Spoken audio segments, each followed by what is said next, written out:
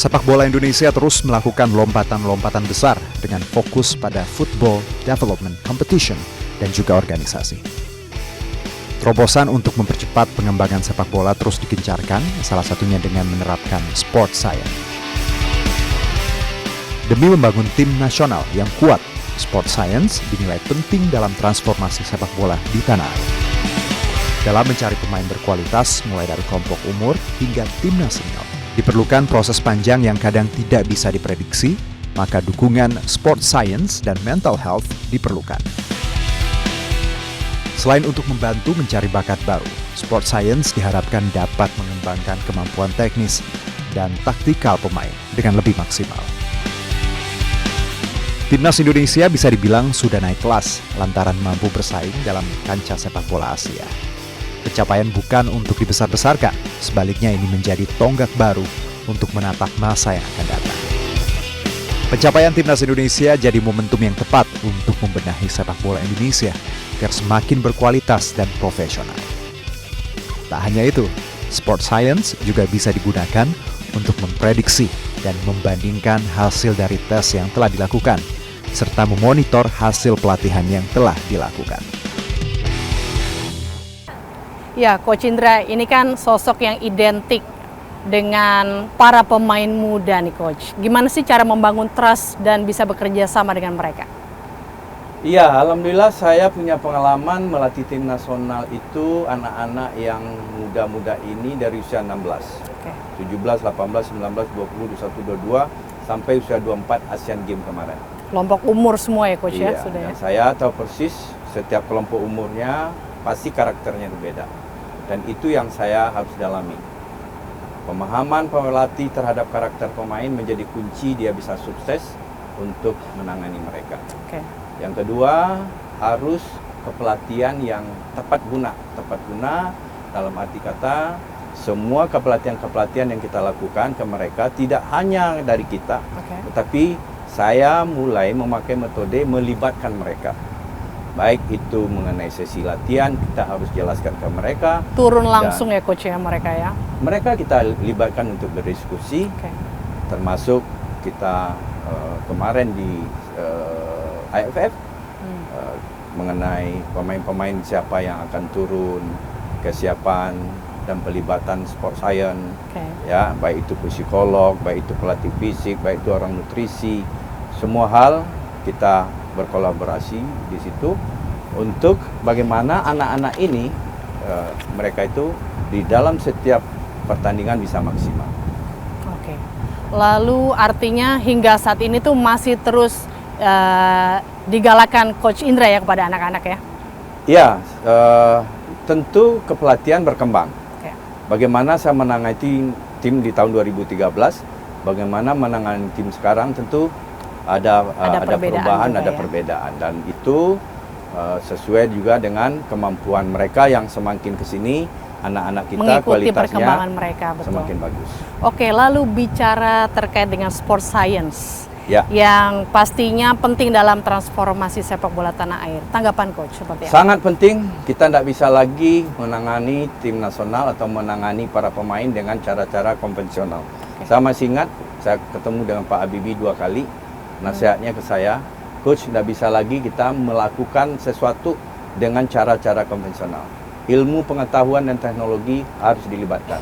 Di sepak bola ilmu pengetahuan teknologinya itu sport science. Orang-orang yang ahli di bidang olahraga saya rekrut.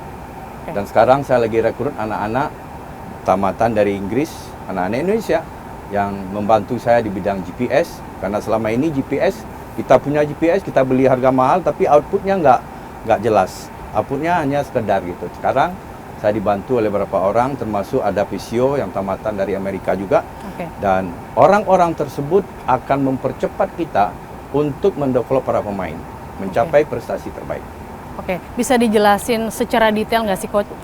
Sport science itu bentuknya seperti apa sih, Coach? Kalau bicara sport science itu bicara hal-hal yang mendukung ilmu-ilmu di sepak bola. Contohnya? Masalah nutrisi, masalah psikologi, masalah kepelatihan fisik yang benar, dan banyak hal lain yang bisa kita lakukan. Contoh GPS kita juga punya sekarang, alhamdulillah supporting dari PSSI, dan juga kita punya alat-alat gym, kita juga punya alat-alat tes PAL, tes for Etomax, dan juga kita punya alat kalau cedera ada nol gravitasi, dia cedera dia bisa berjalan dan melatih bagaimana dia pulih kembali. Jadi saya pikir saya sangat terbantu dan beruntung. Tentu dalam hal ini bantuan dari pemerintah selama ini kita punya medical sport center dan kita punya ruangan sport science yang benar-benar hasil dari support dari pemerintah. Artinya juga bisa memonitor hasil pelatihan, tes yang dijalani, sedetail itu ya Coach? Sangat bisa, ya. Bahkan penggantian pemain, kenapa dia harus diganti, harus by data. Kenapa?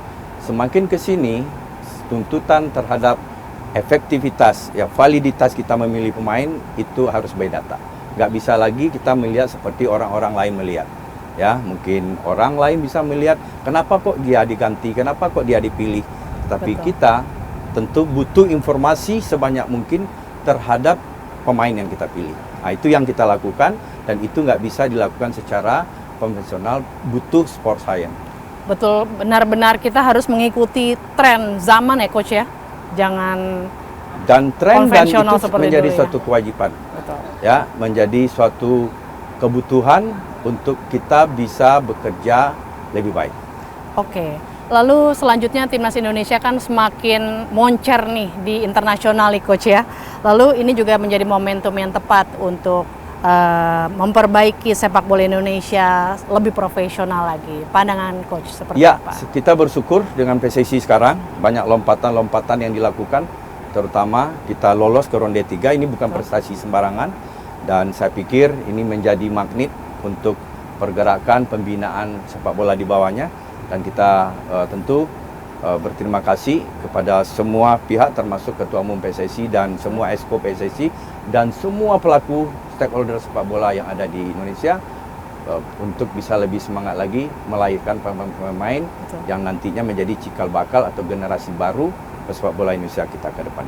Oke, lalu dengan segala pencapaian ini kan diharapkan menjadi tonggak baru untuk menatap masa depan sepak bola Indonesia ya Coach. Apa sih kiat Coach agar performa anak-anak ini tetap terjaga dan mumpuni Coach? Satu, kita kembalikan ke klub, berlatih dengan klub, peningkatan kualitas kepelatihan di klub, dan peningkatan kualitas kompetisi di klub. Itu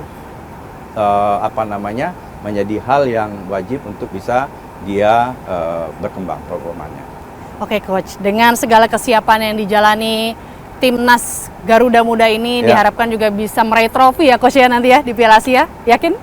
Ya, harus yakin ya, karena keyakinan itu sama dengan niat. Niat itu yang diaminin oleh Tuhan. Amin. Ya Coach ya, setelah melewati pemusatan latihan di Jakarta dan Korea Selatan pada akhir September nanti ya Coach ya. Oke Coach Indra Syafri, terima kasih sudah bergabung di One on One. Pemirsa, ini dia wawancara dengan Coach Indra Syafri. Terima kasih dan sampai jumpa.